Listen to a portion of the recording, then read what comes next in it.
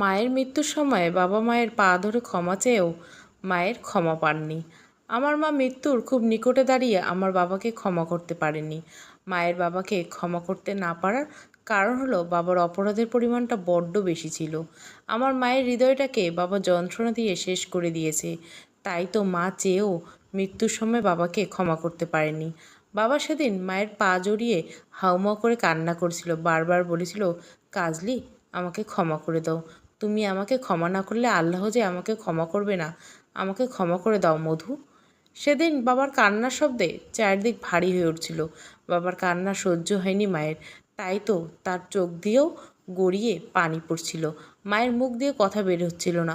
তবুও মা কোনো মতোই বলে উঠল, আমার ক্ষমা তুমি পাবে না, কক্ষনো না। বাবা মায়ের এই কথা শুনে আরও কান্নায় ভেঙে পড়ল। বাবার এই কান্নারত মুখ দেখতে দেখতে আমার মা দুনিয়া থেকে বিদায় নিলেন। বাবা যখন বুঝতে পারলেন মা শেষ নিঃশ্বাস ত্যাগ করেছেন, তখন তিনি আমাকে জড়িয়ে ধরে আহাজারি করে বললেন, শিমু, এটা কি হলো? তোর মা আমাকে ক্ষমা না করেই চলে গেল। ওরে শিমু, এখন আমার কি হবে? শিমুরে, তোর মা আমাকে ক্ষমা করলো না, আমাকে ক্ষমা করলো না, এখন আমার কি হবে? আমি নিজেকে বাবার থেকে সরিয়ে নিয়ে মাকে জড়িয়ে ধরে কান্নায় ভেঙে পড়লাম। কান্নারত অবস্থায় বললাম, তোমার কি হবে বাবা? তোমার তো কিছুই হয়নি। যা হওয়ার আমার গেছে। আমার মা আমাকে একা ফেলে চলে গেছে। যা হারানোর আমার হারিয়েছে। তোমার তো কেউ হারায়নি। তোমার তো বউ সন্তান সবাই তো আছে। আমার কথা শুনে বাবা বোধহয় হতভম্ব হলেন। তার মুখ দিয়ে আর কোনো শব্দ বের হলো না। তিনি একদম নির্বাক হয়ে বসে রইলেন। আমার মায়ের মৃত্যু 2 দিন পেরিয়ে গেল। এর মাঝে সংসারে নিজের কর্তৃত্ব ফলাতে শুরু করে দিলেন আমার বাবা দ্বিতীয় স্ত্রী, অর্থাৎ আমার সৎমা। তিনি প্রথমেই আমার মায়ের ঘরটা দখলে নিলেন। ঘটনা এই অবধি থেমে গেলেও ঠিক ছিল, কিন্তু না, আমার সৎ মা ঘর থেকে আমার মায়ের সমস্ত স্মৃতি মুছে দিতে তার শখের জিনিসগুলো ফেলে দেওয়ার সিদ্ধান্ত নিলেন। এই বিষয়ে আমি প্রতিবাদ করতে গেলে তিনি আমার সাথে তর্ক করতে শুরু করলেন। আমি যথেষ্ট শান্ত ভাষায় বললাম, এটা আমার মায়ের বাড়ি, মায়ের সংসার। এখান থেকে আমার মায়ের কোনো জিনিস বাইরে ফেলা যাবে না। এখন আমি তোমার থেকে জানবো আমার কি করা লাগবে আর করা লাগবে না। আমার সৎমা কথাটি বেশ দাম্ভিকতার সাথে বললেন।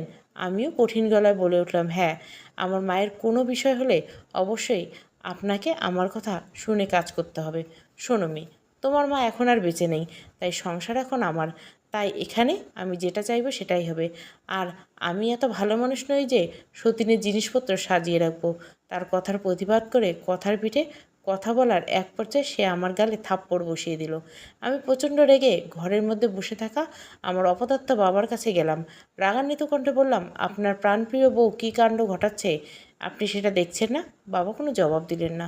আমি বিরক্ত হয়ে কঠিন গলায় বললাম, আমার মায়ের একটা ওষুধও এই ঘর থেকে বের হলে খুব খারাপ হয়ে যাবে। এই কথাটা আপনার স্ত্রীকে আপনি ভালোভাবে বুঝিয়ে দেন। তোমার কথায় আমার সৎ মা তেড়ে এসে কথাটি বললেন। বাবা তাকে থামিয়ে দিয়ে শান্ত গলায় বললেন, ওগুলো ঘরেই থাক। তুমি? সৎ মাকে কথা বলার সুযোগ না দিয়ে বাবা নরম গলায় বললেন, প্লিজ। সৎ মা রেগে মেগে চলে যান। আমি বাবার দিকে ঘৃণার চোখে তাকালাম। বাবা আমার থেকে মুখ ঘুরিয়ে নিলেন। আমি নিজের ঘরে চলে আসলাম। অতঃপর মায়ের ডায়েরি বের করে কিছুটা সময় বুকে জড়িয়ে ধরলাম। নিজেকে সামলে ডায়েরি নিয়ে বাবার কাছে আসলাম। তার হাতে ডায়েরিটা তুলে দিয়ে বললাম, আপনি হয়তো এখনও বুঝতে পারছেন না আপনি কত বড় অন্যায় করছেন। যদি বুঝতে পারতেন তাহলে আজ এই ঘরে আপনার দ্বিতীয় স্ত্রী রাজত্ব করতে পারত না। নেন, এটা পড়ুন। এখানে আমার মায়ের মনে সমস্ত কথা রয়েছে। এটা পড়লে যদি আপনি বুঝতে পারেন আপনি ঠিক কী করছেন। এই কথাটি বলে আমি চলে আসলাম। বাবা ডায়েরি হাতে নিয়ে কয়েক মিনিট হতভম্ব হয়ে বসেছিলেন। তারপর ডায়েরির প্রথম পৃষ্ঠা খুলে পড়তে শুরু করলেন। অতীত। কাজল খুব সাধারণ এক মেয়ে। কিশোরী বয়সে এসে প্রেমে পড়ছিল জারিফ নামক তারই কলেজের এক বন্ধুর। সেই প্রেমের পূর্ণতা জারিফ দিয়েছিল।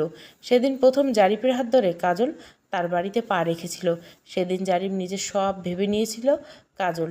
জারিফের বাবা মা কাজলকে বৌমা হিসেবে মুখে মেনে নিলেও তারা মন থেকে কখনো মানতে পারেনি। জারিফের জন্য বাধ্য হয়ে মেনে নিতে হয়েছিল। সেজন্য সবসময় কাজলের শাশুড়ি তার সাথে মুখ কালো করে কথা বলতো, তার সকল কাজে ক্ষুব্ধ হতো। এমনও দিন গেছে কাজল কোনো দোষ না পেয়েও তার শাশুড়ি ভাত খাবার সময় বলতো, গরুর মতো খায় আমার কপাল, পোড়া কপাল। ছেলে বিয়ে করে নিয়ে আসলে এক হাতি, সে সারাদিন খাই খাই করে। ভাত খাচ্ছে দেখো, গরু হার মারবে। শাশুড়ি বিষ কণ্ঠে বলা উপরোক্ত কথাগুলো কাজলের হৃদয়ে এক সমুদ্র সমান দুঃখ জন্ম নিত। প্রতিনিয়ত এভাবে তার শাশুড়ি তাকে কথা শোনাতো। সারাদিন কাজলের দিন যতই খারাপ কাটুক না কেন, দিন শেষে যখন জারিবেশে ভালোবেসে কাজলি বলে ডাকতো, তখন কাজলের সব মন খারাপ এক নিমেষে শেষ হয়ে যেত। এই ভালোবাসার জন্য সব কিছু মেনে নাও। তবে কাজলের জীবনে শাশুড়ি এই জ্বালাতন বেশি দিন সহ্য করতে হয়নি। জারিফ একটা সরকারি জব পেলে তার পোস্টিং ঢাকায় হয়ে যায়। সেখানে কাজলের সাথে জারিফের নতুন সংসার শুরু হয়, যেই সংসারে কোনো দুঃখ ছিল না। কাজলের জীবনে সব দুঃখ কেমন যেন এক নিমেষে শেষ হয়ে গেল। তবে কথায় বলে না, সুখের সময় বেশি দিন টিকে থাকে না। কাজলের সুখও বেশি দিন টিকল না। বিবাহিত জীবনে 4 বছরের মাথায় কাজলের গর্ভে শিমুর আগমন ঘটে। সেই সন্তান জন্মের পর থেকে জারিফের দায়িত্ববোধ কমে যায়। কাজলের প্রতি তার ভালোবাসার অভাব না হলেও সংসারে অভাব অনটন দেখা যায়। জারিফ এত ভালো চাকরি করেও সংসারে খরচ দিতে পারে না। এসব নিয়ে জারিফ আর কাজলের মাঝে তর্ক হতে শুরু করে। জারিফের কাছে কাজলের কথা হলো, তুমি এত টাকা বেতন পাও, সেগুলো কোথায়? মাস শেষে এখন বাসা ভাড়া, খাবার খরচ দিতে টাকা নেই কেন তোমার হাতে? টাকা কি করছো? জারিফ তর্ক বেশিক্ষণ চালিয়ে নিয়ে যেতে চায়নি, সেজন্য কাজলকে মানাতে নরম সুরে কথা বলে। এক পর্যায়ে সে বলে, বাবা অনেক টাকা ঋণ হয়ে গেছে, সেই ঋণ শোধ করতে সব টাকা দিয়ে দিতে হচ্ছে। জারিফ খুব মিষ্টি সুরে কাজলকে নিজের পরিবারের দুরবস্থার কথা বলে। কাজল সব শুনে চিন্তিত হয়ে পড়ে। এখানে কাজলের সব বিশ্বাস করে নেওয়া ছিল তার জীবনে মস্ত বড় ভুল। কাজল সব বিশ্বাস করে নিজের সংসারে হাল ধরতে শুরু করে। আশেপাশে যত বাচ্চা ছিল তাদের পড়ানো শুরু করে। 1 জন 2 জন করে এভাবে সংখ্যা বাড়তে থাকে। ধীরে ধীরে কাজলের আয় ভালোই হচ্ছিল, সব কিছু সুন্দর চলছিল। শিমুর বয়স তখন 5। এত বছর সংসার জীবনে কাজলও কখনো মনে হয়নি জারিফ তাকে ভালোবাসে না। জারিফের আচরণ কখনো তা প্রকাশ করেনি। তবে জারিফের অভাব অনটন বৃদ্ধি পাচ্ছে। এখানে ঋণ, ওখানে ঋণ বলে জারিফে কাজলের ইনকামের টাকা নেওয়া শুরু করে। এই নিয়ে কাজল প্রতিবাদ করতে চাইলে কিংবা তাদের সংসার চলবে কীভাবে বোঝাতে চাইলে জারিফ নরম সুরে বলতো, আমি তো সব নিচ্ছি না, অর্ধেক টাকা চাচ্ছি, তাতে তোমার সমস্যা? আমার সমস্যা বুঝবে না তুমি? জারিফের মিষ্টি সুরে কাজল গলে যায়। সেই গলে যাওয়া তার কাল হয়ে যায়। জারিফের ঋণ শোধ হয় না। দিনের পর দিন তার ঋণ বাড়তে থাকে। অর্থাৎ ঋণের কথা বলে কাজলের থেকে টাকা নিতে থাকে। শিমুর যখন 9 বছর বয়স, তখন কাজলের শ্বশুর মারা যায়। তার ঠিক 2 বছর পর শাশুড়ি মারা যায়। অথচ তারপরও জারিফের ঋণ শোধ হয় না। এক পর্যায়ে কাজল সন্দেহ হয়, জারিফ নেশায় পড়ছে না তো? তখন কাজল ঘুণাক্ষরে টের পায়নি সে যে মানুষকে এত ভালোবাসে, সেই মানুষটা তার ভালোবাসার সাথে প্রতারণা করছে। তবে কথায় বলে না, সত্য বেশি দিন চাপা থাকে না। জারিফেরও সত্য চাপা থাকলো না। একদিন কাজল জানতে পারে জারিফ অন্য একটি মেয়েকে বিয়ে করছে। সেখানে তার নতুন সংসার। মাঝে মাঝে কাজের কথা বলে 4-5 দিন 6 দিন করে সে বাড়ি ছাড়া হতো। সেই সময়গুলো সে তার নতুন সংসারকে দিয়েছিল। কাজল এসব জানতে পেরে খুব ভেঙে পড়ে। সে বিশ্বাস করতে পারে না পুরুষ মানুষ এত সুন্দর অভিনয় করতে পারে, এত নিখুঁত ভালোবাসার অভিনয়। এত বছরে টাকার অভাব দেখালেও জারিফ কখনো কাজলের প্রতি তার ভালোবাসা কম দেখায়নি। জারিফ ঘুণাক্ষরে বুঝতে দেয়নি সে কাজলের আড়ালে অন্য একজনকে ভালোবাসে। এত ভালোবাসা সবই অভিনয়। এসব জানতে পেরে কাজল পুরো ভেঙে পড়ে। যেদিন প্রথম কাজল এই কথা জানতে পেরেছে, সেদিন সে শিমুকে বুকে জড়িয়ে হাউমাউ করে কান্না করছিল। তার সেই কান্না শিমুকেও কান্না করতে বাধ্য করে। তবে কাজলের কষ্ট পাওয়া এখানেই শেষ ছিল না, এটা তো সবে শুরু। কাজল এবং জারিফ মুখোমুখি বসে আছে। কাজল খুব শান্তভাবে জিজ্ঞাসা করে, আমাকে এভাবে ঠকালে কেন? এতদিনে এত ভালোবাসা, এত স্বপ্ন সব এক নিমেষে শেষ করে দিতে তোমার বাধল না? জারিফ কাজলের কথা শুনে জবাবে নিজের সেই চিরচেনা মিষ্টি কণ্ঠে বলে, কাজলি, আমি তোমায় খুব ভালোবাসি, এসব হয়ে গেছে। মানে তুমি আর একটা বিয়ে করছো? সেটা এমনি হয়ে গেছে? কাজলের এই কথার জবাবে জারিফ বলে, না কাজলি, আমি বিয়ে করিনি, এটা মিথ্যে। তোমাকে যে বলেছে সে মিথ্যে বলেছে। আমাদের বিয়ে হয়নি, আমরা শুধু একটা বন্ধুত্ব সম্পর্কে জড়িয়েছি। একদম মিথ্যে বলবে না জারিফ, অনেক হয়েছে, অনেক ধোঁকা দিয়েছ, আর দিও না। আমি জানি তুমি ওকে বিয়ে করছো, ওর সাথে সংসার করছো। কাজলের কণ্ঠে ক্রোধ জেগে ওঠে। জারিফ তাকে সামলানোর চেষ্টা করে। এক পর্যায়ে না পেরে বলে, হ্যাঁ আমি বিয়ে করছি। ভুল কি করছি? একসাথে দুজনকে ভালোবাসা যায় না? আমি তোমাদের দুজনকেই ভালোবাসি। বাহ, কত গলায়, কত জোর, কত তেজ! বউকে ঠকে আবার গলাবাজি করছো? তোমাকে আমি ঠগাইনি, আজ অবধি আমি কখনো তোমাকে ভালোবাসার অভাব বুঝতে দিছি? তুমি বুকে হাত দিয়ে বলতে পারবা আমার ভালোবাসার কোনো কমতি ছিল? জারিফের এই কথার জবাবে কাজল রাগান্বিত কণ্ঠে বলে, হ্যাঁ, অভিনয়ে তো তুমি সেরা, একদম নিখুঁত অভিনয়টা। নিখুঁত অভিনেতা না হলে এত বছর ধরে আমার সাথে প্রতারণা করতে পারতে? তুমি যেমন ভাবছো তেমন না। জারিফ আর কোনো কথা বলার সুযোগ না দিয়ে কাজল বলে, অনেক হয়েছে, এবার আমি আমার মেয়েকে নিয়ে তোমার থেকে দূরে থাকতে চাই। আশা করি তুমি আমাকে ডিভোর্স দিতে দুবার ভাববে না। ডিভোর্স? এই কথাটা শুনে জারিফ হতভম্ব হয়ে যায়। সে কিছুতেই ডিভোর্স দিতে চায় না, সে কাজলকে অনেক ভালোবাসে। কাজল এসব শুনতে না চাইলে জারিফ বলে, তোমার তো বাবা নেই, মা নেই, 3 বোন, তারা আলাদা সংসার করছে। তুমি আমাকে ডিভোর্স দিয়ে এই সমাজে বাঁচতে পারবে? তাছাড়া আমাদের শিমু আমাদের ছাড়া থাকতে পারবে না। ওকে তুমি এভাবে বাবার আদর থেকে বঞ্চিত করবে? কত ভালোবাসে মেয়েকে, তার সব খরচ বহন করে আমি, তোমার খরচ দেই, সংসার আমি চালাই, সব আমি করি। তাহলে আমাদের জীবনে তোমার প্রয়োজন হবে কেন? মেয়েকে যদি এতই ভালোবাসতে তাহলে অন্য কারোর সাথে সম্পর্কে জড়াতে না। এই কথার জবাবে জারিফ শিমুকে ডেকে নিয়ে আসে। শিমুর বয়স তখন 12 পেরিয়ে 13-র ঘরে পড়েছে। শিমু বাবা মার ঝগড়া বুঝতে পারে, কোনো কারণে হয়েছে তাও বুঝতে পারে। তবুও তার বাবা যখন জিজ্ঞেস করে, শিমু মা, তুমি আমাকে ভালোবাসো না? আমি তোমাকে ছাড়া থাকতে পারবো না। তুমি আমাকে ছাড়া থাকতে পারবে বলো? জারিফের এই প্রশ্নে জবাবে শিমু বলে, না বাবা, তোমাকে ছাড়া আমি থাকতে পারবো না। আমি তোমাকে খুব ভালোবাসি। কাজল মেয়ের এই কথা শুনে তাকে জড়িয়ে ধরে কান্নায় ভেঙে পড়ে। জারিফ এই সুযোগে আবার নিজের অভিনয়ের জাদু দেখায়। সে বলে, কাজলি, মেয়েটাকে এভাবে অনাথ করে দিও না। আমি আমার ওই সম্পর্ক ভুলে যাব। তুমি দয়া করে আমার মেয়ের জীবনটা তছনছ করে দিও না। বাবা ছাড়া, বাবার পরিচয় ছাড়া ভালোভাবে বড় হতে পারবে না। ওর বাবা মা দুজনকে প্রয়োজন। কাজল আর জবাব দিতে পারে না। সে মেয়েকে নিয়ে পাশের ঘরে চলে যায়। তারপর টানা 25 দিন জারিফ শুধু কাজলের কাছে ক্ষমা চাইছে। সে বারবার কাজলের কাছে ক্ষমা চাইছে। এক পর্যায়ে পায়ে পড়ে যায়। কাজল তাকে বলে, আমি তোমাকে ক্ষমা করতে পারি, তবে এজন্য তোমাকে তোমার দ্বিতীয় সম্পর্ক ছাড়তে হবে, তাকে ডিভোর্স দিতে হবে। কি? জারিফ থতমত হয়ে যায়। কাজল আবারও বলে, এটাই আমার শেষ সিদ্ধান্ত। আশা করি ওই ঘরে আমার মেয়ের মতো কোনো সন্তান নেই যার টানে তোমাকে সেখানে পড়ে থাকতে হবে। না, নেই। আর আমি ওর চেয়ে তোমাকে বেশি ভালোবাসি। তোমাকে আমি খুব ভালোবাসি। তোমাকে ভালোবেসে আমি তাকে ছেড়ে দিতে পারবো? অবশ্যই পারবা। জারিফের এই কথা শুনে কাজল সন্দেহের নজরে তার দিকে তাকায়। তারপর বলে, এক কথায় ছেড়ে দিবে? এই না আমাকে ঠকিয়ে তাকে ভালোবেসে বিয়ে করছিল? ভুল করছি আমি।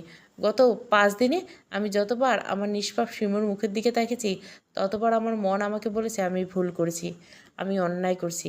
এবার আমার ভুল থেকে বের হয়ে আসা উচিত। কাজল এসব কথা শুনে খুশি হয়, তবুও সন্দেহবশত জিজ্ঞাসা করে, তোমার বিয়ের কত বছর হলো? আর তোমার বাচ্চা নাওনি কেন?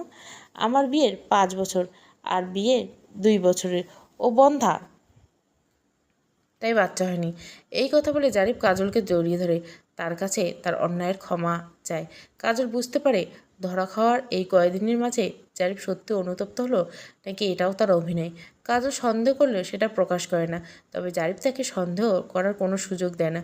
কয়েকদিন মাঝে সে তার এবং তার দ্বিতীয় স্ত্রীর ডিভোর্সের কাগজ থাকে। কাজল বুঝতে পারে সত্যি জারিফ তাকে ডিভোর্স দিয়েছে। তবুও কাজল জারিফকে পুরোপুরি বিশ্বাস করতে পারে না। কাজলের বিশ্বাস পুরোপুরি অর্জন করতে জারিফ 3 মাস তাকে পাগলের মতো ভালোবাসে। শিমুর অনেক যত্ন করে। এই 3 মাসে ভালোবাসা পেয়ে কাজল আবারও জারিফকে বিশ্বাস করতে শুরু করে। যতই হোক নারীর হৃদয়, সে তো ভালোবাসার কাঙ্গাল।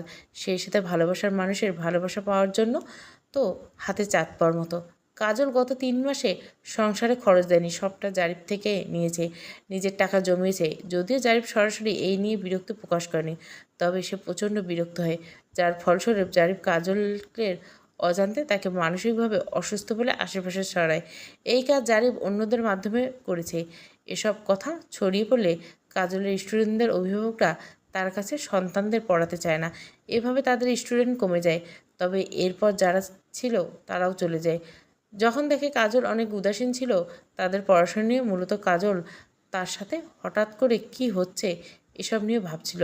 এসব নিয়ে চিন্তা করতে গিয়ে বাচ্চাদের দিকে মনোযোগ কম দিয়ে ফেলে, যার ফলে এখন তার স্টুডেন্ট সংখ্যা কমে অনেক কম হয়ে যায়। এসব দেখে জারিফ কাজলকে ভালোবেসে বলে, কাজলি, এখানে সবাই তোমাকে অসুস্থ ভাবছে। এসব নিয়ে শিমুকে অনেক অনেক কথা শুনতে হচ্ছে, যাও ছোট্ট মস্তিষ্কে বিরাট প্রভাব ফেলছে। সেজন্য আমাদের উচিত এই বাসা ছেড়ে দেওয়া। কিন্তু কাজলের প্রশ্নকে এড়িয়ে গিয়ে জারি বলে, তুমি কি চাও না আমাদের শিমু ভালো পরিবেশে ভালোভাবে বড় হোক? কাজল মাথা নাড়ে, যার ফলস্বরূপ জারিফ তার সূক্ষ্ম অভিনয় দিয়ে কাজলের মস্তিষ্কে নিজের নিয়ন্ত্রণে নিয়ে আসে। শিমুকে ট্রাম্প কার্ড হিসেবে ব্যবহার করে জারিফ। বোকা কাজল, বলা যায় ভালোবাসার কাঙাল। কাজল ঘুণাক্ষরে এসব বুঝতে পারে না। তার মস্তিষ্ক এটাই বুঝে, যে মানুষ একবার ধোঁকা দিতে পারে সে বারবার দিতে পারে, অসংখ্যবার দিতে পারে। অতঃপর কাজল জারিফের কথায় প্রভাবিত হয়ে অন্যত্র যেতে রাজি হয়। কিন্তু এখানে জারিফ খেলে নতুন খেলা। সে কাজলকে বোঝায় ভালোবাসা পাচ্ছে না, যা পাচ্ছে তার ভাড়া তার বেতন থেকে বেশি।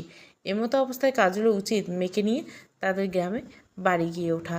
কাজল রাজি হতে চায় না। পুরো 1 মাস সময় নিয়ে যত্ন ভালোবাসা দেখে জারিফ কাজলকে রাজি করায়। অতঃপর সব ছেড়ে কাজল শিমুকে নিয়ে গ্রামের বাড়িতে আসে, যেখানে জারিফদের বাড়ি বহুদিন ধরে পরিত্যক্ত থাকে। ঘরের অবস্থা খুবই শোচনীয় ছিল। তাও কাজল জারিফের সুবিধার কথা, তার আর্থিক অবস্থার কথা ভেবে এখানে থাকতে রাজি হয়। সবাই হয়তো কাজলকে মস্ত বড় বোকা ভাবছে। আসলেই তাই। কাজল সত্যি বোকা। সে দুর্বল কি জানেন? সে ভীষণভাবে তার প্রতারককে ভালোবাসে, আর সেই প্রতারক তার ভালোবাসাকে হাতিয়ার হিসেবে ব্যবহার করছে। যা কাজল বুঝেও বুঝেছে। অতঃপর যখন দ্বিতীয় ধোঁকা খায় তখন বুঝতে পারে সে কোন বোকার স্বর্গে এতদিন বাস করে এসেছে। গ্রামের বাড়িতে এসে কাজল এবং শিমুর নাজেহাল অবস্থা। ঘরের অবস্থা এতটাই খারাপ যে রাতের বেলা একটা বারান্দার উপর টিন ভেঙে নিচে পড়ে যায়। সেদিন রাতে কাজল আর শিমু খুব ভয় পায়। বিশেষ করে শিমু প্রচণ্ড ভয় পায়। পরবর্তী দিন জারিফ কাজলকে এসব জানালে সে প্রতিবেশীর ঘরে উঠতে বলে। কাজল জবাব বলে, কদিন প্রতিবেশীর ঘরে থাকবো? তুমি ঘর ঠিক করবে না? কাজলের এই কথা জবাবে জারিফ জানে সেই গ্রামে পাকা বাড়ি তুলবে। এখানে কাজল একবার জিজ্ঞাসা করে, শহরে ভাড়া বাসা নেওয়ার টাকা নেই, সেজন্য গ্রামে পাঠালে, তাহলে এখন পাকা বাড়ি তুলবে কীভাবে? আর তুমি এখন কোথায় আছো? সেই যে আমাদের দিয়ে তাড়াহুড়ো করে চলে গেলে, তা উঠলে কোথায়? বাড়িটা না ছেড়ে দিয়েছ? জারিফ শহরে ফেরত যাবার সময় এই প্রশ্ন করেছিল কাজল। তবে তখন জারিফ কোনো জবাব দেয়নি, কথাটা এড়িয়ে গিয়েছিল। এবার এড়িয়ে যেতে পারল না, তাই জারিফ অসহায় গলা বলল, যা করা প্রয়োজন সেসব তো করতে হবে কাজলি। আমি ঋণ করে হলে পাকা বাড়ি তুলব। তাছাড়া মোটামুটি টিনের ঘরটা যদি ঠিক করি তাতে অনেক খরচ হয়ে যাবে। তার চেয়ে ছোট্ট করে পাকা ঘর তুলি। আর আমি এখন অফিসের এক কলিগের সাথে একটা মেসে উঠছি, এখানে খরচ কম। এভাবে নানা কথা বলে জারিফ কাজলকে বুঝ দিয়ে দেয়। কাজল অবুঝের মতো সব বিশ্বাস করে নেয়। এছাড়া জারিফের একটা বিশেষ গুণ আছে, সে মুহূর্তের মাঝে মানুষকে নিজের কথার মায়ায় ফেলে দিতে পারে। সে এমনভাবে কথা বলবে যে আপনি বুঝতেই পারবেন না এই মানুষটা মিথ্যে বলছে। তার কথা আপনার একদম অবিশ্বাস্য লাগবে না। এই নিখুঁত অভিনয়ের জন্য তো সে এতটা বছর ধরে কাজলকে ঠকিয়ে যেতে পেরেছে, এখনও ঠকাচ্ছে। অন্যদিন কাজল ভালোবেসে জারিফের হাত ধরেছিল। ভালোবাসা মানুষকে অন্ধ করে দেয়, কথাটা বোধহয় কাজল নামক কিছু মেয়ের জন্য যথার্থ। সেদিন শিমু এবং কাজল এক প্রতিবেশীর বাসায় আশ্রয় নেয়। সেখানে তারা থাকতে শুরু করে, তবে খাবার ব্যবস্থা নিজেরাই করে। এইভাবে 1 মাস কেটে যায়। এই 1 মাস জারিফ কাজলদের খাবার খরচ পাঠালো, এরপর থেকে পাঠানো বন্ধ করে দেয়। একদিন কে খাবারের অভাব, অন্যদিকে এক বাড়িতে আশ্রিতা হিসেবে থাকা, সব মিলিয়ে কাজলের অবস্থা শোচনীয় হয়ে পড়ে। তার জমানো টাকা দিয়ে খাবারের ব্যবস্থা হলো, প্রতিবেশীদের বিরক্ত থেকে রক্ষা পায় না। প্রতিবেশীদের বিরক্ত হওয়া স্বাভাবিক, যদি সম্পর্কে সে জারিফের চাচাতো ভাই হয়। তবু এতদিন ধরে কে বা কাকে থাকতে দেয়? কাজল এই অসম্মানের জন্য উঠতে চায়নি, কিন্তু জারিফের জোরাজুরিতে বাধ্য হয়েছে থাকতে। এখন সে টাকা পাঠানো বন্ধ করে দিছে। কাজলের ফোন তোলাও বন্ধ কমিয়ে দেয়। এক পর্যায়ে 7 দিন পর একদিন ফোনে কথা হতে থাকে তাকে। কাজল এসবে বিরক্ত হয়ে জারিফকে বলে, এভাবে অন্যের আশ্রয়ে থাকতে পারবো না, আমি আসছি শহরে। এই কথা শুনে জারিফ ভয় পেয়ে যায়। তারপর দিনে সে গ্রামে এসে আবারও নিজের অভাবের কথা বলতে শুরু করে। এবার কাজল বিরক্ত হয়ে বলে, এত ভালো একটা জব করো, বেতনগুলো কি করো? কাজল আর জারিফের মধ্যে অনেক তর্ক শুরু হয়। দরজার বাইরে দাঁড়িয়ে এসব দেখে শিমু কান্না করে। পরিবেশ কিছুটা শান্ত হলে জারিফ তাদের ঘরটা ঠিক করবে বলে কথা দেয়। কাজল জবাবে বলে, ঘরের কাজ এখনই শুরু করতে হবে তোমায়। আর আমরা সিদ্ধান্ত নিয়েছি আমরা ওই টিনের ঘরেই উঠবো। একটা ঘরে কোনো মতো থাকবো, আর অপর পাশ দিয়ে তুমি ঘরের কাজ শুরু করবে। 2টো রুম হয়ে গেলে তারপর সেখানে শিফট হব আমরা। জারিফ এই কথা রাজি হয়ে যায়। সেবার 2 দিন জারিফ কাজলদের সাথে থাকে। কাজলের প্রতি তার ভালোবাসা দেখে যে কেউ বিশ্বাস করতে বাধ্য হবে, জারিফের মতো ভালো স্বামী এই দুনিয়াতে আর 2টো নেই। কাজল তো এই ভালোবাসার মায়ায় বাধা পড়ে গেছে, সেজন্য চেয়েও জারিফকে ছাড়তে পারে না। ধোঁকা খেয়েও সুযোগ দিয়েছে। জারিফ ঘরের কাজ শুরু করে দিয়েছে। কাজল ভাবে সব এবার ঠিক হয়ে যাবে, কিন্তু না, ঘরের কাজ অর্ধেক পথে এসে জারিফ থামিয়ে দেয়। তার টাকা নেই। জারিফ এবং কাজলের মধ্যে এই নিয়ে ঝগড়া হলে জারিফ বলে, তোমার জন্যই তো আজ এই কাজটা হচ্ছে না। আমার টাকায় এত সমস্যা তো তোমার জন্য দেখা দিছে। মানে? কাজল অবাক হয়ে যায়। এত বছর সংসার জীবনে জারিফ যে কয় টাকা খরচ করেছে তার চোখ বুজে গুণে হিসাব করে বলে দেওয়া যায়। টাকার পরিমাণ এতই কম। সে আজ বলছে কাজলের জন্য তার টাকার সমস্যা। তখন জারিফ তাকে নিজের মায়াকানা দিয়ে বুঝিয়ে দেয়, তোমাকে ভালোবাসে বলেই তো দ্বিতীয় বউকে ডিভোর্স দিচ্ছিলি কাজলি। সেই ডিভোর্সের জন্য সে আমার নামে মামলা দিয়ে দিয়েছে। সেই সব মামলা পুরোপুরি ডিভোর্স পেতে আমাকে তো লড়তে হবে, যার জন্য অনেক টাকা দরকার। তাছাড়া ওই মহিলা যে এত খারাপ আমি বুঝিনি। ও আমার কাছ থেকে অনেক টাকা খরপোশ দাবি করছে, সেজন্য আমি ঋণে পড়ে গেছি। এই মুহূর্তে ঘরের কাজ শেষ করে আমার পক্ষে সম্ভব না। কাজলি প্লিজ আমাকে একটু বোঝো। তুমি আমাকে না বুঝলে কে বুঝবে বলো? কাজলের এসব শুনে খুব অবাক হয়। সে বলে, তোমার সাথে এত কিছু ঘটে যাচ্ছে, তুমি আমাকে বলবে না? এই কথা আগে বলনি কেন? আমি তোমাকে টেনশন দিতে চাইনি। তাছাড়া ভুল তো আমি করেছি তাকে বিয়ে করে, ফল তো আমাকে ভুগতে হবে। এখানে জারিফের কথার তালে তালে কাজলের ঘাড়ের কাজ শেষ করার বোঝা চাপিয়ে দেয়।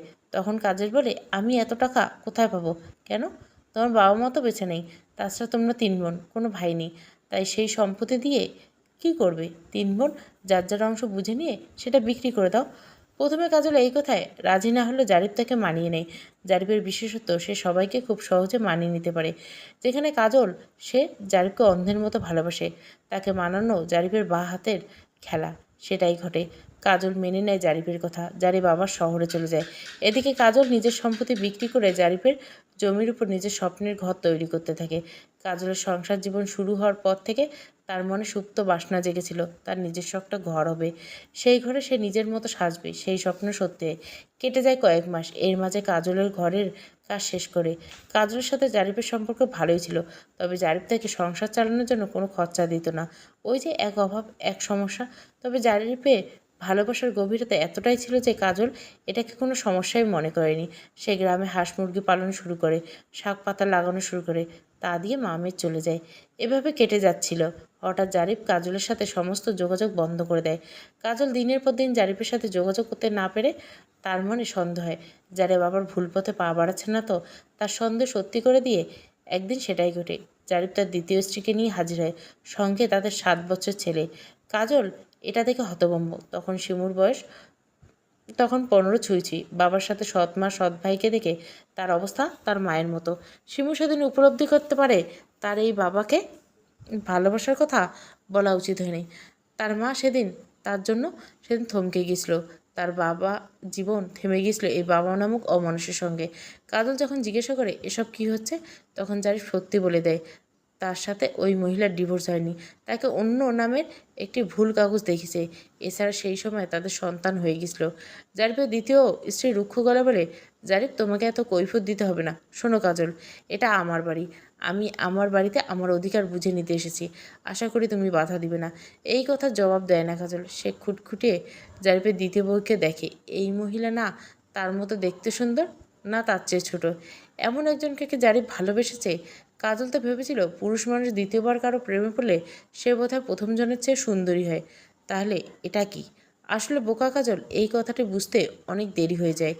চরিত্রহীন পুরুষের মানুষের ঘরে যত সুন্দরী বউ থাকুক না কেন, বাইরে গিয়ে যাত্রার সাথে মিশে যায়। তাছাড়া মহিলা হয়তো কাজলের চেয়ে সুন্দরী নয়, তবে জারিফের মতো চরিত্রহীন। তাই তো তাদের দুজনের মিল হলো। শুধু কি তাই, মহিলা বুক ফুলিয়ে তার 2 বছরের প্রেমের বর্ণনা দিছে। জারিফের বউ আছে জেনেও তার সাথে 2 বছর সম্পর্ক করে তারপর বিয়ে করছে। সেই কথা কত সুন্দর হেসে হেসে বলছে। এখন সে তার অধিকার বুঝে নিতে আসছে। আর এই জায়গা থেকে কাজলের মস্তিষ্কে নানা চিন্তা ঢুকে যায়। সে মানসিকভাবে ভেঙে করতে শুরু করে। কাজল হতভম্ব হয়ে যায় জারিফ এবং তার দ্বিতীয় স্ত্রীকে দেখে। কিছু সময় পর কাজল নিজেকে সামলে জারিফকে বলে, এসব কি জারিফ? কাজলি? জারিফ কথাটা সমাপ্ত করার আগে কাজল তাকে থামিয়ে দিয়ে কঠিন গলা বলে, তোমার ওই নোংরা মুখে আমাকে কাজলি বলে ডাকবে না। আমাকে যে কাজলি বলে ডাকতো সে আমার ভালোবাসা ছিল, কিন্তু তুমি নও। তাই দয়া করে আমাকে ওই নামে রেখো না। কাজ। জারিফ আবারও কাজলের নাম নিতে গেলে এবার কাজল ধমক দিয়ে বলে, বললাম না আমার নাম নিবে না। কাজলের এই রাগান্বিত রূপ দেখে জারিফ অনেকটা হতভম্ব হয়ে যায়। কাজল বেশ কঠিন গলায় বলে, এটা আমার বাড়ি, আমি আমার জমানো সব টাকা খরচ করে এই বাড়ি বানিয়েছি। এই বাড়িতে তুমি বা তোমার পাপ কোনোটারও জায়গা হবে না। এই কথা শুনে জারিফের দ্বিতীয় স্ত্রী কিছু উচ্চ শব্দে উঠে বলে, আমি জারিফের বউ, আমি তার বউ হই, কোনো ফেলনা না যে তোমার ইচ্ছা অনিচ্ছার উপর আমার এই বাড়িতে জায়গা হবে কি না তা নির্ভর করবে। হ্যাঁ হবে, কারণ এই বাড়ি আমি আমার টাকায় বানিয়েছি। এক কথায় দুই কথায় কাজল আর জারিফের দ্বিতীয় স্ত্রী শায়লার তর্ক বেঁধে যায়। এক পর্যায়ে শায়লা বলে, তোর মতো কথায় কিচ্ছু হবে না, এখানে আইন আদালত আছে। শায়লা কথাটা শুনে কাজল জারিফের দিকে তাকায়।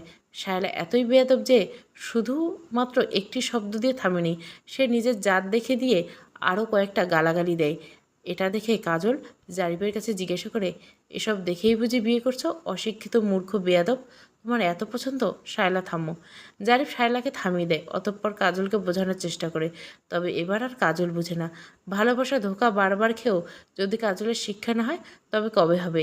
এবার কাজল বুঝতে পেরেছে, আজ যদি এদের মন ভোলানোর কথায় সে গলে যায় তাহলে তাকে তার শেষ সম্বল হারাতে হবে। জারিফকে অন্ধের মতো ভালোবেসে এমনিতে সব হারিয়েছে। তাই কাজল স্পষ্ট এবং কঠিন গলায় জারিফকে উদ্দেশ্য করে বলে, এইবারে আমার, এখানে তোমার বা ওর কোনো জায়গা হবে না। এই জমির মালিক কিন্তু আমি, তাই তুমি আমাদের এভাবে তাড়াতে পারো না। এতক্ষণ অবধি জারিফ কাজলের মন ভরানোর চেষ্টা করলে এবার সে নিজের আসল রূপে ফিরে আসে। জারিফের মুখে এই কথা শুনে কাজল হতবাক হয়ে যায়। জারিফ আবারও বলে, আইনত এটা আমার বাড়ি, আর আমি দুই বিয়ে করতেই পারি, এটাও জায়েজ আছে। আমি যদি দুই বই নিয়ে থাকতে চাই তাহলে কেউ আমাকে বাধা দিতে পারবে না। তাই তোমার উচিত হবে শায়লার সাথে মিলেমিশে সংসার করা। কাজল তাদের বাড়ি থেকে যতই চলে যেতে বলছে তারা একই কথা বলছে, তারা এখানেই থাকবে। এক পর্যায়ে কাজল হাতে বটি তুলে নেয়। সে রাগান্বিত গলায় বলে, এই বাড়ি থেকে বের হবে নাকি আমি এটা দিয়ে আঘাত করব। কাজলের এই রূপ দেখে জারিফ সত্যি অনেক ভয় পেয়ে যায়। নম্রভদ্র কাজল যে এই কাজ করতে পারে তার ধারণাই ছিল না। এবার কাজল অনেকটা জোরালো গলায় বলে, তুমি দ্বিতীয় বিয়ে করছো, করো, তার সাথে থাকতে চাও থাকো, কিন্তু আমার বা আমার মেয়ের জীবনে আসবে না। আমি তোমাদের মতো প্রতারকে আমার জীবনে আর চাই না। তাই এই বাড়িতে দ্বিতীয়বার পা রাখার আগে আমার আজকের এই রূপটা মনে রেখো। এসবে ভয় পেয়ে জারিফ শায়লা এবং তার ছেলেকে নিয়ে চলে যায়। জারিফ শায়লাকে নিয়ে ঢাকা যেতে চায়, কিন্তু শায়লা রাজি হয় না। তার কথা, জারিফের কাছে তেমন টাকা পয়সা নেই, আছে এই একটা বাড়ি, এখন সেটাও হাতছাড়া করবে তার সম্ভব না। শায়লা তাহলে এই বিয়ে করে কি পেয়েছে জীবনে? অন্যদিকে শায়লা এবং জারিফ চলে গেলে কাজল মাটিতে ধপাস করে পড়ে যায়। শিমু এসে মাকে জড়িয়ে ধরে কান্না করে। কাজলও কান্না করছে। সে আর যেটা করেছে সেটা এত সহজ ছিল না, তবুও করেছে। একমাত্র শিমুর কথা ভেবে কাজটা করার সাহস করেছে কাজল। আজ কাজল দুর্বল হয়ে পড়লে জারিফ তার মিষ্টি কথায় তাকে মানিয়ে নিত। শিমুর জীবনে তারপর শায়লা নামক আপদ এসে জুটত। এতক্ষণ শক্ত থাকলে এবার কাজল নিজেকে থামাতে পারছে না। জারিফের এই প্রতারণা সে কিছুতেই মানতে পারছে না। সবচেয়ে বেশি তার নিজের উপর রাগ হচ্ছে। একবার জারিফের প্রতারণা সামনে আসার পর তাকে বিশ্বাস করে সে ভুল কাজল করছে, সেই ভুলের কথা ভেবে তার কষ্ট হচ্ছে, খুব কষ্ট হচ্ছে। কাজল শিমুকে জড়িয়ে ধরে মনে মনে বলে, ভালোবাসা খুব জটিল। এই ভালোবাসা কাউকে খুব খুশি দেয় বা কাউকে নরক যন্ত্রণা। ভালোবাসা ভালো, কিন্তু অন্ধের মতো ভালোবাসা কখনো ভালো কিছু বয়ে আনে না। কাজলে এই কথাগুলো যখন বুঝতে পেরেছে তখন আর কিছু করার নেই। সে ভালোবাসার মায়ে এমনভাবে জড়িয়ে গেছে যে এখন তো তার মনে হয় জারিফ যদি আবার এসে তার কাছে ক্ষমা চায়, তাকে মিষ্টি করে মানিয়ে নিতে চায়, তখন সে আবার গলে যাবে। কাজল এবার নিজেকে নিজের শেষ করে দিতে মন চাচ্ছে। শিমু মায়ের কষ্ট দেখে ভেঙে পড়ে। সেদিন সে বাবাকে ভালোবাসি না বললে হয়তো আজ এত সব কিছু হতো না। তবে কাজলের দুঃখ এখানেই শেষ নেই। রাত তখন 10টা। দুজন পুলিশ, এলাকার মেম্বার, চেয়ারম্যানের সাথে জারিফ আর শায়লা হাজির। পুলিশ এসে কাজলকে ডাকে। কাজল শিমুকে নিয়ে বের হয়। সবাইকে দেখে অবাক হয়। এলাকার মেম্বার শান্ত গলায় বলে, তুমি ওদের বাড়ি থেকে বের করে দিছো, মেরে ফেলার হুমকি দিছো? কাজল এসব কিছু বুঝে উঠতেই পারছে না। পুলিশের কথায় বুঝতে পারে কাজল বটি নিয়ে তাদের বের করে তারা মামলা করে দিয়েছে। যদিও চেয়ারম্যান সাহেব এখানে কাজলের পক্ষ নিয়ে বলেছিল, অন্যায় তো জারিফ করেছে, বড় বউকে ঠকিয়েছে, সেখানে জারিফ আবার পুলিশ নিয়ে হাজির হয় কিভাবে? এই কথার জবাবে জায়লা বলেছে, জারিফ কী ভুল করছে? এই মহিলা আমাদের ঘরে আমাদের ঢুকতে দেয়নি। আমার স্বামীকে বলেছে বটি দিয়ে তার কেটে নিবে, আমাকে বলেছে ভেঙে দিবে। সেখানে এতগুলো মুরব্বির সামনে শায়লা একের পর এক বাজে কথা বলেই যাচ্ছে, সেগুলো আবার কাজলের নামে চাপাচ্ছে। পুলিশ এখানে একটা পারিবারিক ঝামেলা বলে কোনো রকম বুঝ দিয়ে চলে যায়। তবে এখন মামলা নেয় না বললেও কাজল যদি দ্বিতীয়বার কিছু করে তাহলে মামলা নিতে বাধ্য হবে বলে জানায়। পুলিশের কথা শুনলে বোঝা যায় তাদের জারিফ টাকা দিয়ে নিজের হয়ে হুমকি দেওয়ার জন্য নিয়ে আসলো, অতঃপর মেম্বার চেয়ারম্যান বলে আলোচনা করতে। এখানে জারিফ তার দ্বিতীয় বউ নিয়ে থাকতে চাচ্ছে শুনে চেয়ারম্যান না করেছিল। তার কথা হলো, এটা কিভাবে হয়? তখন শায়লা বলে, দুই বউ রাখা যাবে না এমনটা কোথাও লেখা আছে? তাছাড়া এটা জারিফের বাড়ি, এখানে কাজলের অধিকার থাকলে আমারও আছে। এখানে মেম্বার চেয়ারম্যান যখন কাজলকে কথা বলার সুযোগ দেয় তখন কাজল জারিফকে কীভাবে বিয়ের পর থেকে সব কিছু দায়িত্ব অবহেলা করে ঠকিয়েছে, এই বাড়ি সে কত কষ্ট করে বানিয়েছে সব বলে। এখানে চেয়ারম্যানে দুই বউকে এক জায়গায় রাখার বিরোধিতা করে। যখন বিচার নিজেদের বিপক্ষে চলে যায় বুঝতে পেরে শায়লা এবং জারিফ মেম্বার চেয়ারম্যানকে মানে না বলে জানায়। পুলিশ আবার নিয়ে আসার কথা বলে, যেহেতু পুলিশ পারিবারিকভাবে মীমাংসা করে গেছে বলে সেখানে চেয়ারম্যান সেটা দিচ্ছে না, তাই তারা আবার পুলিশকে ডাকার কথা বলে। তাদের এক কথা, তারা এই বাড়িতে থাকবে, এটা তাদের অধিকার। কাজলও থাকতে দিতে চায় না, তবে তার কথায় পাত্তা না দিয়ে শায়লা বলে, আমাকে এই ঘরে ঢুকতে না দেওয়া হলে আমি পুলিশ এনে তোর কাপড় ধরে তোকে ঘর থেকে বের করাবো। চেয়ারম্যান এবং মেম্বার বাধা দিলে তাদের দু চারটা কথা শুনিয়ে দেয় শায়লা। শায়লা খুব বাজে মহিলা বুঝতে পেরে চেয়ারম্যান এবং মেম্বার নিরুপায় হয়ে যায়। কাজলকে অনুরোধ করে এক ঘরে থাকতে, তবে জারিফ দুই স্ত্রীর দায়িত্ব নিতে হবে বলে জানায়। তবে তাতে জারিফ সম্মতি জানায়। এসব কথার মাঝে কাজল দাঁড়ানো অবস্থায় মাটিতে লুটিয়ে পড়ে। শিমু মা বলে এক চিৎকার দেয়। এত মানসিক চাপ নিতে না পেরে কাজল জ্ঞান হারিয়ে মাটিতে লুটিয়ে পড়ে। তাকে ধরে ঘরে নিয়ে আসা হয়। শিমু মায়ের পাশে বসে গলা ছেড়ে কান্না করছে। প্রতিবেশী দুজন কাজলের মাথায় তেল পানি দিচ্ছে, হাত পা ঘষা মাজা করছে। প্রায় ঘণ্টাখানেক পর কাজলের জ্ঞান ফিরল। সে মানসিকভাবে পুরোপুরি ভেঙে পড়েছে। জারিফকে যতটা সাহস দেখিয়ে ঘর থেকে বের করেছিল সেই সাহস মনোবল সবটা এখন শেষ হয়ে গেছে কাজলের। কাজল অসহায় চোখে দরজার বাইরে দাঁড়ানো জারিফ দেখতে থাকে। ধীরে ধীরে জারিফ ঘরে এসে কাজলের পাশে বসতে কাজল ঘৃণের চোখ সরিয়ে নেয়। সবার সামনে জারিফ বলে, আমি তোমাকে ভালোবাসি কাজলি, আমি তোমাদের দুজনের সাথে থাকতে চাই। তুমি প্লিজ এগুলো সহজভাবে মেনে নাও, নয়তো আমাকে পুরোপুরি শেষ করে দিয়েও হয়নি তোমার, এখন একেবারে মেরে ফেলতে এসছো। খুব আইন আদালত দেখালে তো তোমার আইন আদালত আমাকে ঠকানোর শাস্তি দিবে না তোমায়? কাজল নিজেকে বহু কষ্টে সামলে কথাগুলো বলে। তার কথাগুলো বলতে কষ্ট হচ্ছে, তবুও বলছে। জারিফ কিছু বলতে নেই, কিন্তু কাজল তাকে বলতে দেয় না। সে আস্তে করে বলে, এটা আমার বাড়ি, যদি তোমরা এখানে থাকো তাহলে আমি আইনের কাছে যাব। যে পুলিশ তুমি এনেছো তাদের কাছে আমি যাব। আমাকে ধোকা দিয়ে বিয়ে করছো তুমি, সেই জন্য মামলা দিব আমি তোমায়। এই কথার জবাবে জারিফ বলে, আমরা এখানে থাকছি, তোমরা যা করার করো। কথাটা বলে জারিফ ঘর থেকে বের হয়ে যায়। কাজলের চোখ দিয়ে পানি গড়িয়ে পড়ে। সে সুমুকে বুকে নিয়ে সারা রাত কান্না করে কাটায়। কয়েকদিন কেটে যায়, আবারও বিচার বসে। এখানে সবাই কাজলকে বুঝায়, দুজন ঘরে দুজনের মতো থাকুক, আলাদা হাড়ি বসাবে তারা, সে যে যার মতো। কাজল শুধু জবাব বলেছে, সব কিছু এতই সহজ। এই কথা জবাবে মুরব্বীরা জবাব দিতে পারেনি। কি দিবে? যেখানে জারিফ শায়লা কারো সিদ্ধান্তকে গুরুত্ব দিচ্ছে না, তারা এতদিন লুকিয়েছিল সেভাবেই থাকতো। কিন্তু না, তাদের এখন এই বাড়ি দখল করতেই হবে। যে অনেক বড় পরিচয়ে এখানে সালিশি বিচার কার্য হয়। কথা বলে কোনো লাভ নেই জেনে মুরব্বীরা দুই স্ত্রীকে এক ঘরে আলাদা আলাদা অংশে থাকার পরামর্শ দেন। কেটে যায় কয়েক মাস। শায়লার ঘরের মধ্যে তুলনামূলক ঘটায়। যে কোনো উপায়ে ঘর থেকে কাজল আর শিমুকে বের করতে চায়, তাই তাদের ভীষণভাবে বিরক্ত করে। এসব ঘটনা কাজলের বোনরা জানলে তারা এসে জারিফকে মামলার ভয় দেখিয়ে যায়, তবে জারিফ এতে ভয় পায় না। কাজলের বোন তাকে তার সঙ্গে নিয়ে যেতে চাইলে কাজল যেতে চায় না। কাজল বলে, এখান থেকে আমি চলে গেলে আর এই বাড়িতে প্রবেশ করতে পারবো না। তারা পুরোপুরি বাড়ি দখল করে নেবে, সেটা আমি চাই না। এই বাড়ি আমি আমার টাকায় বানিয়েছি। এই বাড়ি প্রতিটা কোণায় আমার কষ্টের টাকায় কেনা। এগুলো আমার মেয়ের, তা আমি কাউকে দিব না। কাজলের এই কথাটা যথেষ্ট যুক্তিযুক্ত বুঝতে পেরে তার বোনেরা চলে যায়। কাজল নিজেকে অনেক শক্ত দেখালো, বাস্তবে সে ভেতর থেকে পুরোপুরি ভেঙে গেছিল।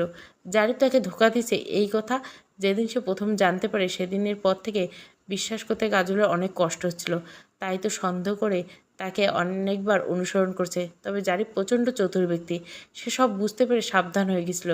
সেই সাথে কাজলকে ডিভোর্স পেপার দেখিয়ে তার সাথে ভালো ব্যবহার করে তাকে বিশ্বাস করাতে বাধ্য করলে জারিফ শুধু তার এত সূক্ষ্ম অভিনয় জারিফ কাজলের সাথে করেছে যে কাজল বুঝতেই পারল না। আসলে কাজল তো শুধু জারিফকে ভালোবাসতো না, এই ঘর এই সংসার সবটাতে ভালোবাসতো। তাই জারিফ এটার সুযোগ খুব ভালোভাবে নিতে পেরেছিল।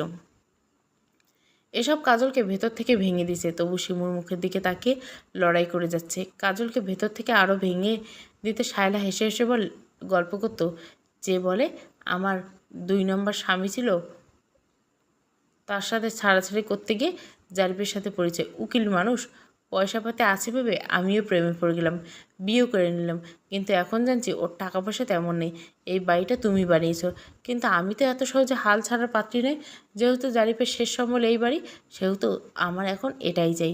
যদি এই বিয়ে করে আমার কোনো লাভই না হলো, তাহলে করলাম কেন? কাজল শায়লাকে এড়িয়ে যেতে চায়, কিন্তু শায়লা দেয় না। সে তাকে কষ্ট দিতে শুনিয়ে শুনিয়ে বলে, জারিফকে পটাতে আমার কত কষ্ট হয়েছে, কত সোহাগ রাত কাটিয়ে আমরা বিয়ে করেছি তুমি জানো। তাকে নিজের ভালোবাসায় বাঁধতে আমার কতবার কতভাবে তাকে খুশি করতে হয়েছে। এই পর্যায়ে শায়লা নিজের সীমা অতিক্রম করে খুব নোংরাভাবে তাদের শারীরিক সম্পর্কের বর্ণনা দিতে থাকে। কাজল এসব সহ্য করতে না পারে শিমুকে নিয়ে দরজা বন্ধ করতে থাকে। পরবর্তীকালে কাজল জারিফকে তার দ্বিতীয় বউ নিয়ে চলে যেতে বলে, নয়তো সে মামলা দিবে। জারিফ এসবে প্রথমে ভয় পেল, এখন ভয় পায় না। সে শান্তভাবে বলে, মামলা দিলেই হয় না, প্রমাণ লাগে। আমি খুব ভালো করে জানি এসব মামলা দিয়ে কীভাবে বের হতে হয়। তাই তোমার জন্য এটাই ভালো হবে, শায়লার সাথে মিলেমিশে থাকো। এসব নিয়ে রোজ তর্ক হতে শুরু করে কাজল জারিফের, যার মাঝখানে শায়লা ঢুকে যায়। এরপর মাস কেটে যায়। আগে তো শুধু শায়লার মুখ খারাপ করতো, এখন কাজলের গায়ে হাতও তোলে। কাজল প্রতিবাদ করলে জারিফ এসেও কাজলের গায়ে হাত তোলে। 1 মাসে 4বার এই নিয়ে সালিশে বসে, কিন্তু শায়লা তাদের কথার দাম দেয় না। বারবার মেম্বার চেয়ারম্যানদের অপমান করে বাড়ি থেকে বের করে দিয়েছে। এখন তো তারা তাদের এই দ্বন্দ্বের মাঝে ঢুকতেই চায় না। এত এত ঘটনা নিতে না পারে কাজল স্ট্রোক করে বসে। সেদিন শিমু কাজলকে ধরে চিৎকার করে কান্না করছিল, তবুও জারিফ বা শায়লা কেউ সামান্যতম সাহায্য করেনি তাকে হাসপাতালে নিয়ে যেতে। শিমু এক প্রতিবেশীর সাহায্যে কাজলকে নিয়ে হাসপাতালে যায়। সেখানে শিমুর খালা আসে, তাদের সাহায্যে সে যাত্রায় বেঁচে যায়। তবে তার আর পুরোপুরি সুস্থ হওয়া হয় না। সেই থেকে সব সময় অসুস্থ থাকে, বিছানা থেকে উঠতে পারে না। কাজল এত অসুস্থতা জারিফ কোনোভাবে সাহায্য তো করেনি, উল্টে তাকে মানসিকভাবে আরও কষ্ট দিয়েছে। কাজলের অবস্থা দিনের পর দিন খারাপ হতে থাকে। মাঝে মাঝে কিছুটা সুস্থ হলেও পুনরায় আবার অসুস্থ হয়ে যায়। এই অসুস্থতার মাঝে কাজল একবার জারিফকে তার ভালোবাসার দোহাই দিয়ে বলেছিল, আমার শিমুকে ঠকিও না, ওরে এই বাড়িটা দিয়ে দাও। তখন জারিফের কথা ছিল, তাহলে আমার ছেলের কী হবে? অসুস্থ সময়ে কই তাকে একটু মানসিক শান্তি দিবে? তা না করে বরং নিজের রং তামাশা দেখিয়ে আরও ভেঙে পড়তে বাধ্য করেছে। এভাবে ধীরে ধীরে কাজল মৃত্যুর দিকে এগিয়ে যায়। বছরখানেক সময় নেয় না কাজল, তার মাঝেই চলে যায় বহুদূরে। তবে কাজলের মৃত্যুর আগ মুহূর্তে জারিফ কী হয়েছে জানা নেই। জারিফ কাজলের কাছে ক্ষমা চায়, হয়তো তাদের পুরনো ভালোবাসার কথা মনে পড়ছে, সেজন্য ক্ষমা চেয়েছে। তবে কাজল তার ক্ষমা করতে পারেনি। বর্তমান জারিফ কাজলের ডায়েরি পড়ে কিছুটা ভেঙে পড়ে। কাজল ডায়েরিতে তাদের ভালোবাসার মুহূর্ত, কাজলের কষ্টগুলো লিখেছে। সেই সাথে জারিফের আজকের সাফল্য, কাজলের কতটা অবদান, সেই অবদান কিভাবে জারিফ ভুলে গেছে তাও লেখা আছে। এসব দেখে জারিফ সাময়িকভাবে ভেঙে পড়ে, তবে তার কাজলের জন্য কষ্ট সাময়িক সময়ের জন্যই ছিল। 2 দিনের মধ্যে সে নিজের আসল রূপে ফিরে আসে। সেই অমানুষ, সে শায়লার মতো একজন মহিলার প্রেমে মজেছে, যার জন্য কাজল তো বলেছে সঙ্গে শিমুকেও। শুধু কি তাই, 100 টাকা খরচ করে জিলিপি দিয়েও কাজলের মিলারটা করল না জারিফ। এতটাই অমানুষ হয়ে গিয়েছে। এত কিছুর মাঝে কারো কোনো ক্ষতি হয়নি, যা হয়েছে শিমুর হয়েছে। সে তার সব কিছু হারিয়েছে, মায়ের সঙ্গে তার শেষ জীবনটাও শেষ হয়ে গেছে। কাজলের মৃত্যুর পর শায়লা তো আকাশে উঠছে, সে শিমুকে খাবার অবধি কষ্ট দিতে থাকে। বাংলা সিনেমায় যে সৎ মাকে দেখে অভ্যস্ত, শায়লা একদম তাদের মতো। শায়লা দেখতে মনে হবে তাদের মতো মানুষের চরিত্র পর্দায় তুলে ধরা হয়েছে। অন্যদিকে অসহায় শিমু এসব কষ্ট কাকে বলবে? তার বাবাকে বললে সে তো কানেই নেয় না। বছরের সবচেয়ে খুশির দিন ঈদটা অবধি শিমুর কষ্টে কাটে। মাংস রান্না করে লুকিয়ে রাখে শায়লা, যাতে শিমু খেতে না পারে। এক কথায় শিমুর জীবন নরক করে তুলেছে শায়লা। শিমুর সঙ্গে শায়লার আজ তুমুল তর্কে রেখেছে। শায়লা অকথ্য ভাষায় শিমুকে গালাগালি করে গেছে। এক পর্যায়ে যেমন মা তেমন মেয়ে। সেই কথা জবাবে শিমু বলে, হ্যাঁ, আমার মা যতটা ভালো ছিল আমি ততটাই ভালো। আপনার মতো নোংরা মানুষ না। আপনি কতটা নোংরা তা মুখের ভাষা দেখলে বোঝা যায়। এক কথায় দুঃখতায় শায়লা শিমুর গায়ে হাত তুলতে নেয়। তবে বরাবরের মতো এবার আর শিমু চুপ থাকে না। সে শায়লার হাত ধরে ফেলে। প্রথমবারের মতো সাহসের সাথে শায়লাকে ধাক্কা দিয়ে দূরে ছিটকে ফেলে। তারপর বলে, আমার মায়ের সাথে যা করেছেন তা করছেন, আমার সাথে একদম লাগতে আসবে না। আমার বাবা মাকে ভালোবাসতো বলে আপনার মতো জানোয়ার হয়ে কাছে হেরে গেছে, কিন্তু আমি যাব না। আমি আপনাদের সবাইকেই ঘৃণা করি, তাই আমার আপনাদের গায়ে হাত তুলতে কষ্ট করতে হবে না। শিমু এসব কথা বলে ঘরে গিয়ে দরজা বন্ধ করে দেয়। মায়ের করুণ পরিণতির কথা ভেবে হাউমাউ করে কান্না করে দেয়। সন্ধ্যাবেলা জারি ফিরলে শায়লা এবং তার ছেলে শিমুর নামে বানিয়ে বানিয়ে অনেক কথা বলে। শিমু শায়লার কোনো সম্মান তো করেই না, উল্টে তার গায়ে আজ হাত তুলছে। জারি এসব শুনে শিমুকে রাগান্বিত হয়ে ডাকে। শিমু দরজা খুলে জারিফের সামনে আসলে সে শিমুকে একটা থাপ্পড় বসিয়ে দেয়। তারপর বলে, কুত্তার বাচ্চা কাজলি, তোকে এই শিক্ষা দিয়েছে নিজের মায়ের গায়ে হাত তুলছিস? কাজলি তো। জারিফ কথাটা সম্পূর্ণ করার সুযোগ না দিয়ে শিমু রেগেমেগে তার গায়ে একটা লাথি বসিয়ে দেয়। জারিফ শায়লা অবাক হয়ে শিমুর দিকে তাকায়। বিশেষ করে জারিফ হতবাক হয়ে যায়। শিমু রাগান্বিত গলা বলে, তুই ঠিকই বলছিস, কুত্তা তো তুই, তোর বাচ্চা আমি। তোকে দেখে এসব শিখেছি। আমার মা আমাকে অনেক ভালো শিক্ষা দিয়েছিল, কিন্তু সব শিক্ষা সবাইকে দেখাতে হয় না। এটা আমার মা না শিখেলে আমি শিখেছি। আমি মায়ের মতো যন্ত্রণায় জর্জরিত হয়ে মরতে চাই, তাই নিজের জাত দেখিয়ে দিলাম। তোর সন্তান তোর মতোই হবে তো। শিমুর আগে কাঁপতে কাঁপতে কথাগুলো বলে। জারিফ হতভম্ব হয়ে বলে, তুই আমার গায়ে হাত তুললি? হ্যাঁ, তুললাম। শিমু স্পষ্ট কণ্ঠে কথাগুলো বলে। এসব শুনে জারিফ বলে, নিজের বাবার গায়ে হাত? না, আমি যার গায়ে হাত তুলছি সে আমার বাবা নয়, একটা জানোয়ার, আমার মায়ের খুনি। তুই যদি আমার বাবা হতি তাহলে আমার মুখের দিকে তাকিয়ে হলো আমার মাকে শান্তিতে বাঁচিয়ে দিতি। মা মরে যাওয়ার পর আমি কিভাবে বেঁচে আছি তার খবর নিতি। এতবার মায়ের আমার কষ্টের কথা বলেছি তোকে, তাও তুই ওর কথায় নেচেছিস। তুই যদি বাবা হয়ে সন্তানে ভুলে যেতে পারিস, তাহলে আমি পারবো না।